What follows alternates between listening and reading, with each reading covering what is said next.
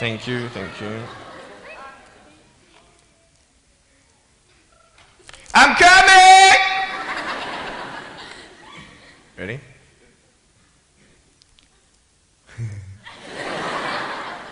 Hey, is that cool?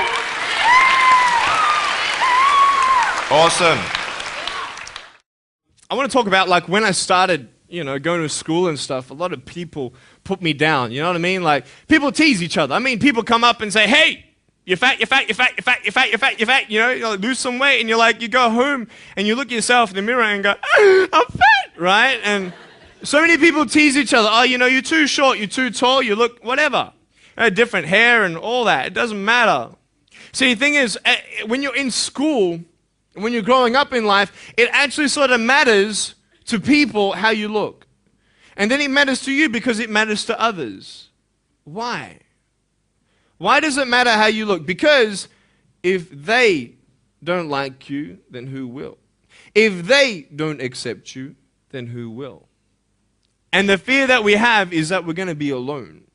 That we're not good enough. And we have to change ourselves. And so many people put me down and say, Nick, you look too weird and no one's really your friend and you can't do this and you can't do that. And I couldn't change anything. It's not like just fixing my hair one day and everything's fine. It's not like, just whatever. I couldn't change my circumstance. I couldn't just one day wake up and say, hey, give me arms and legs. I need arms and legs. You know what I mean? Like, I went to a bodybuilder, and said, can you make me some arms and legs? No, I'm joking. Bodybuilder, you get it? Right? So this is the thing. I go up to people, can you give me a hand? I'm just joking. But it was so hard because people put me down. And I started believing that I was not good enough. I started believing that I was a failure. That I'd never ever be somebody who people would like or people would accept. And it was so hard, man. I thought to myself, I can't go on the soccer field like everybody else, and I can't ride my bike, and I can't skateboard, and all these sort of things. And I started getting depressed. I thought, what kind of purpose do I have to live? I mean, are you just here to live to die? I mean, is there not a purpose for me? Is there not a purpose in life? And I had questions and no answers. And I asked my mum and dad, why did this happen? I asked doctors, why did this happen? And they don't know. There are some things in life that are out of your control that you can't change and you got to live with. The choice that we have, though, is either to give up or keep on going. I want to ask you, what are you going to believe? Are you going to believe in yourself? Are you going to believe everybody else's judgment on you? Are you going to believe people when they say that you're a failure? When no one really likes you, no one really cares about you.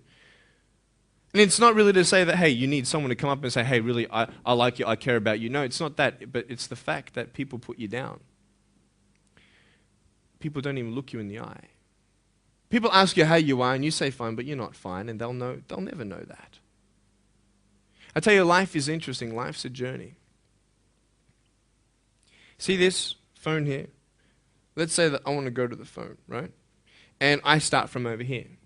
Now, to get to the phone, it's not like I'm going to start meditating and going hum, right, and float across the air, right? It's not going to work. It's not like I'm going to go hum and woo, it's not going to work. So I have to take one step at a time, one step at a time, one step at a time. You can only take one step at a time. I don't care how big your step is, it's only one step at a time. You can't do 2 steps in one. You understand? So it's like one step at a time. And you take steps in this direction, you take steps in that direction, and sort of get lost along the way, and sometimes you fall down. Now, to illustrate my point, I'm going to jump off the table, do a back twist, and land on the floor. Okay? Is that cool? Are you ready? Oh, there's a clock there? Okay, can you move the clock for a second, please? Beautiful, beautiful. All right. You ready? So, are you guys ready? Just let me know when you're ready. Are you ready? Okay, ready? 1, 2. I'm joking, man. Are you serious? Just put the clock back there. If I did that, I'll break my arm or something. You know what I mean? But honestly, along the way, you might fall down like this. Ready?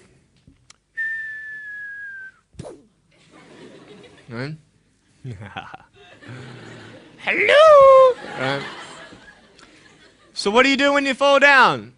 Get back up. Everybody knows to get back up, because if I start walking, I'm not going to get anywhere. But I tell you, there are some times in life where you fall down and you feel like you don't have the strength to get back up. You sort of put a mask on your face when you come to school and pretend that everything's okay when it's not, and you go home and lay in your bed when no one's looking at you, when you don't have to impress anybody, and you're yourself. And fear comes in. You know the fear that you have as soon as you walk into the doors of your house. Maybe there's a broken home. Maybe you have doubt in your life. Maybe you don't know for sure what's going to be happening in the future, and it scares you. Maybe you're worried about what people think of you, what people say about you. Just that fear paralyzes you. And I just want to ask you today, do you think you have hope? Because I tell you, I'm down here, face down, and I have no arms, no legs. It should be impossible for me to get back up. I mean, you go home and tie the legs and arms of your brothers and sisters and like push them down and see how long it's going to take them to get back up. You know what I mean? You know, you can tell them that you'll see them tomorrow. You know what I mean? But this is the thing. It should be impossible for me to get back up, but it's not. You see, I will try 100 times to get up, and if I fail 100 times, if I fail and I give up, do you think that I'm ever going to get up? No. But if I fail, I try again and again and again. For as long as I try, there's always that chance of getting up. Does that make sense? And it's not the end until you've given up. And just the fact that you're here should persuade you that you have another chance to get back up. There's still hope. I'm not here today to tell you that I understand your pain. I don't know how it feels to be abused. I don't know how it feels to feel, quote, fat and you've got an eating disorder. I don't know how it feels to have a broken home. I don't know how it feels. But I know how it feels to have a broken heart. And I know how it feels to be alone. And I want you to know that I found my strength in Jesus Christ, and you're going to find your strength in whatever you find it in. But I just want you to know that it's not the end. It matters how you're going to finish.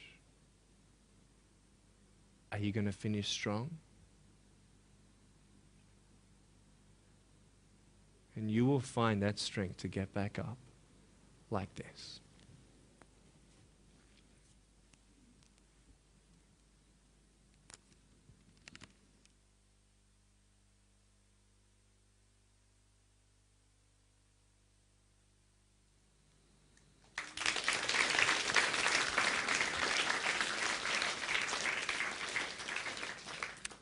How did I get from depressed to who I am today? Because I tell you, I was depressed.